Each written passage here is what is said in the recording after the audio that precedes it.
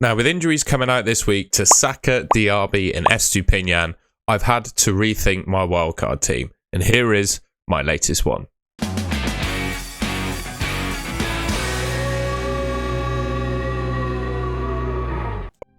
Starting off then with the goalkeeper and the defence. I've gone for Nick Pope in goal. I think just the potential that Newcastle have to keep clean sheets, as well as Pope's potential to get saves bonus. I think over the next month or so, he's probably going to be the best goalkeeper in the game. We all know how Newcastle have been defensively in recent weeks with their clean sheets.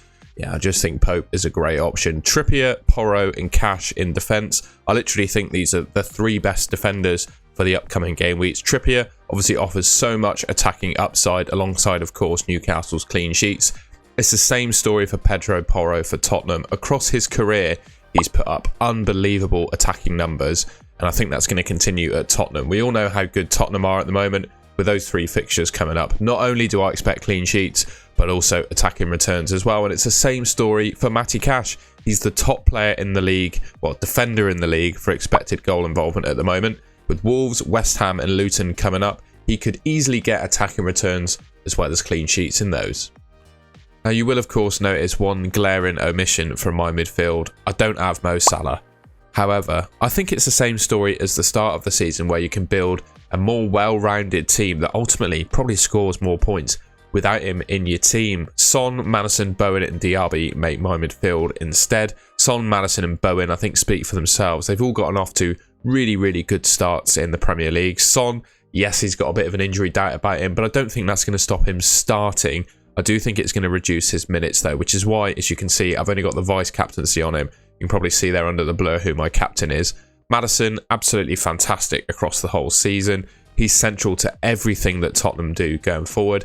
It's a similar story with Bowen for West Ham. They got a tough fixture against Newcastle, but I wouldn't put it past West Ham to score in that game, to be completely honest. And if they did, I think Bowen is going to be involved. He seems to have refound the form of a couple of seasons ago where he was one of the top scoring players in the game. And then we've got Diaby, who at the moment is an injury doubt. He's missing Aston Villa's Europa Conference League game this week. However, Emery said he could be fit. Well, he's missing this game and he'll be reassessed for the weekend as to whether he can play. What I will say is I still think he's worth going with. You'll see when I get to my bench. I've got a couple of players on my bench that I think are genuinely playable this week, or at least one that you could play instead of Diaby. So yeah, Salah's obviously missing, but I think you can build a better team without him. Then up front, I've gone for Haaland, Watkins and Alvarez. Now, Alvarez missed out most of the game in the Champions League midweek. Obviously came on and scored, proved his worth when he did come on. He's just in absolutely sensational form at the moment, and it would be a real shame, I think, to miss out on him. So I've gone 3-4-3 with this draft, with Alvarez up front in a 3. Watkins, my other striker, I mean, completely makes sense to go for him in my opinion. He might not be taking the penalties for Aston Villa anymore, but it's also just not knee-jerk, right? Game week 7, yes, he got 3 goals and 2 assists, a fantastic game week, but previous to that as well, he was still getting amongst the attacking returns. Wasn't obviously quite scoring hat-tricks every week, but he was still showing his consistent returning sort of basis, and I think that's only going to continue going forward. And in terms of Villa assets, I think Cash, Diaby and Watkins are the best 3. Haaland, he's going to be my captain for game week 8 if I was wildcarding.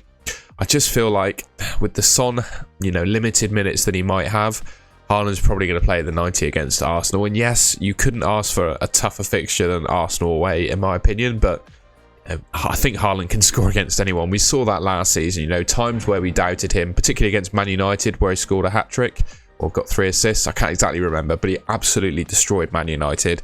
He can obviously do the same against Arsenal.